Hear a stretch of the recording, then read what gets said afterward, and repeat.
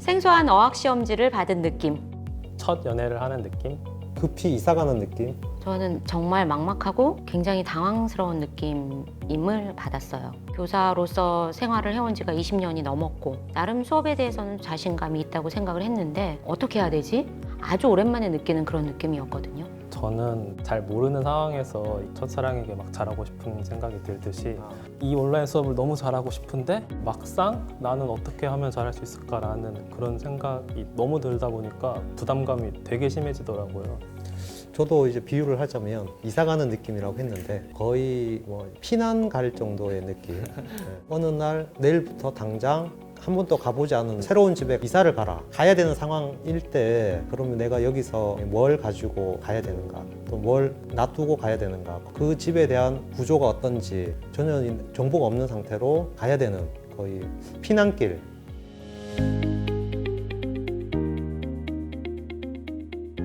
교과나 학년마다 수업 내용과 방식이 다르다 보니 설계에서도 차이가 있는 것 같습니다. 동아시아사는 수강 학생들이 정해져 있지 않은 상황이었습니다. 그래서 쌍방향으로 하는 실시간 수업은 불가능한 상황이었습니다. 대면하는 수업이 아니기 때문에 수업의 흐름을 조금 더 자세히 안내하고 핵심 질문을 던지고 교과서를 읽고서 탐구 활동을 하도록 포인트를 주었고요. 논술 수업을 설계하는 데 있어서 가장 심혈을 기울인 것은 이 공부를 학생들이 왜 해야 되는지 필요성을 먼저 알아야겠다는 생각에서 학생들이 궁금해할 거라고 예측하는 질문을 제가 만들어서 PPT에 담아보았습니다. 또 하나의 포커스는 청각장애 학생이 한 명 있어요. 소리만으로 듣기 어려운 학생이었기 때문에 PPT에다가 글로써 학생이 이해할 수 있도록 한번 구성해보자. 그래서 일반적인 PPT하고는 다르게 글이 굉장히 많이 들어가 있습니다. 이런 것이 수업을 설계하는 데 매우 중요하게 작용을 했던 것 같습니다. 저는 학생이 편한 게 무엇일까라는 생각을 먼저 해봤어요. 요새 학생들이 항상 이제 핸드폰을 들고 보는 게 이제 유튜브와 같은 인터넷 방송이잖아요.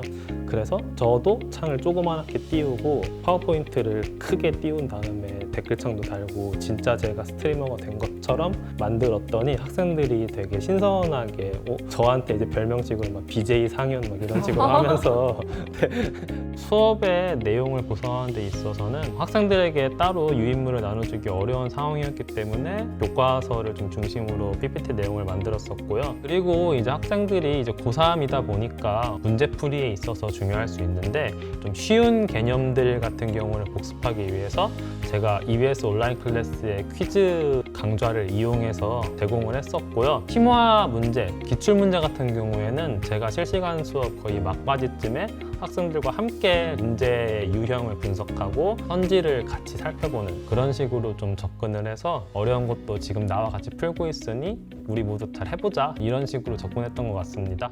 저도 이제 작년에 9학기를 학생들하고 하면서 교실에서는 통하는 그 가르침의 방식이 여기 안 통해서 너무 괴로웠어요. 애들이 어떻게 하면 생각을 좀 할 수 있을까? 너무 쉽지도 않고 또 너무 어려워서 포기하지도 않고 적절히 도전할 수 있는 매력적인 과제를 잘 만들어야 되거든요. 실시간 쌍방향 수업이다 보니까 강의를 해야 될 때도 있고요. 게임을 하는지 공부를 하는지 알 길이 없지 않습니까? 그래서 협업하고 피드백하는 그 활동을 많이 넣고요. 그 항상 강의 말미에 생각할 거리를 하나 주고 두세 문장이라도 쓰도록 공간을 하나 만들어줍니다. 그걸 선생님만 보는 게 아니고 다른 친구의 의견도 함께 볼 수 있도록 애들은 어떤 생각을 갖고 있는지 그걸 제가 이제 알고 싶어서 하다 보니까 피드백이 이제 되더라고요.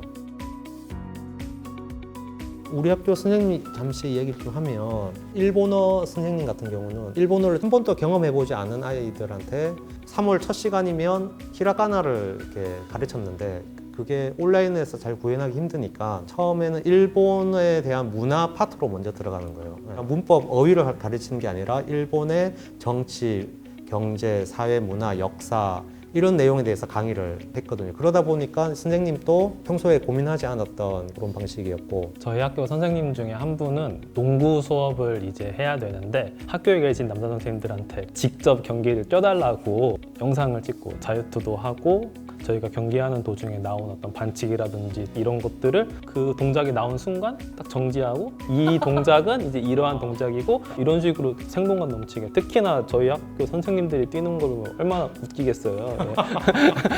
수업 설계는 정말 이 교사의 창의성이 정말 중요한 것 같아요. 온라인 수업에서는.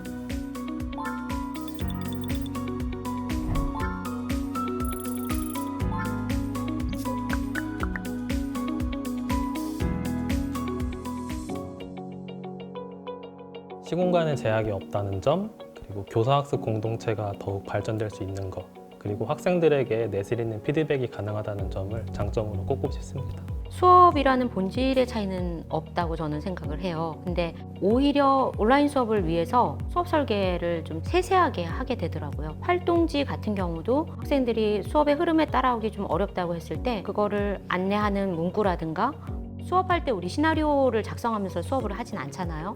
근데 원격 수업은 시나리오 작성까지도 필요하다. 그리고 온라인 수업을 통해서 아이들이 자신들의 반응을 되게 솔직하게 해준다라는 게 장점인 것 같습니다.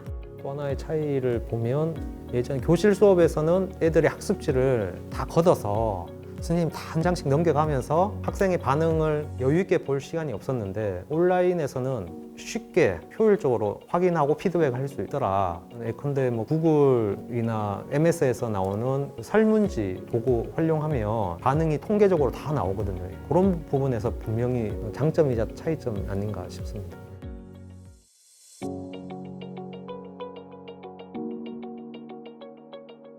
기본적으로는 달라지면 안 되지 않을까, 달라질 수 없는 거죠. 근데 오히려 온라인 수업을 하면서 교사가 조력자로서의 역할이 좀 더 강조돼야 되지 않을까. 그러니까 학생들이 자기주도성을 강화시켜 줄 수 있는, 그러기 위해서는 교사들이 어떤 피드백을 좀 더 잘할 수 있는, 신경을 써야 되는 그런 것이 아닐까라는 생각이 들었습니다.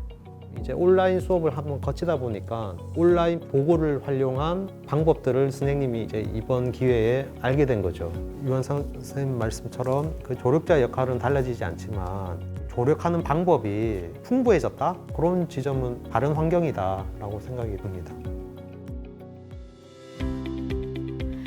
이번 사태를 겪으면서 경력 교사와 신규 교사 상관없이 소통이나 협업이 정말 잘 이루어졌다라는 거, 그래서 이거는 계속 살려서 갔으면 좋겠다라는 생각이 들었고요. 또 하나는 이러한 것들이 우리가 학생의 배움과 성장을 위해서 좀 더 준비하고 교사들의 배움도 좀 더 필요하다라는 생각이 들었습니다.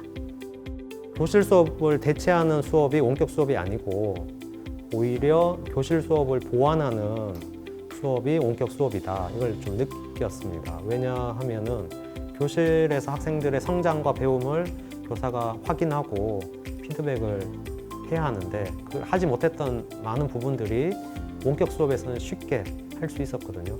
그런 지점에서는 분명히 가능성이 많은 그런 곳이기 때문에 앞으로 지금까지 했던 거 경험들을 잘 살려서 새로운 시도들을 많이 했으면 좋겠습니다.